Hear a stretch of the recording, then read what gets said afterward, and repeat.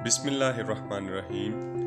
जो कुछ तुम्हारे पास है उस पर कभी भी गरूर मत करना, क्योंकि तकब्बर हर चीज़ को खा जाता है।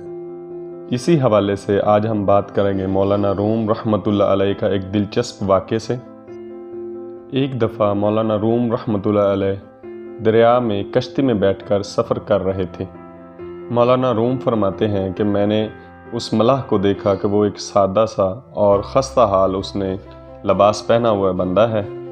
आप रहमतुल्लाह अलैह ने उनसे पूछा, ए बंदे, कोई तालीम वगैरह भी हासिल की है, कुछ पढ़े लिखे भी हो या नहीं?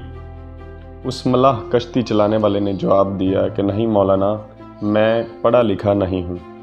मौलाना रूम रहमतुल्लाह अलैह फरमाते हैं कि उसके इस जवाब पर मुझे अपने आप पर फ़ख्र महसूस हुआ और मैंने अतराते हुए कहा कि ए बंदे, तूने अपनी आधी ज़िंदगी ज़ाया कर दी।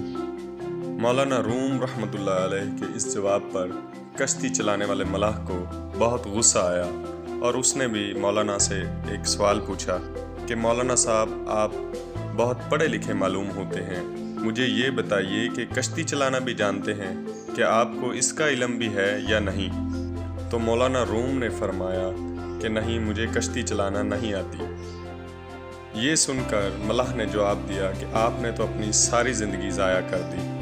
और उसके बाद फ़ौरन उसने दरिया में छलांग लगा दी और कश्ती बल खाते हुए डूब गई और मौलाना रूम गोते खाने लगे।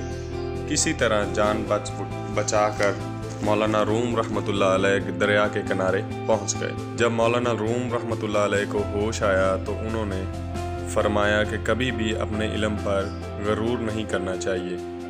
पढ़ा लिखा होना ये मेरा इल्म था, ये मेरी तालीम थी, और कश्ती चलाना ये उस मलाह का फ़न था और उसकी तालीम थी। इसीलिए अपने अपने फ़न पर कभी भी अतराना नहीं चाहिए।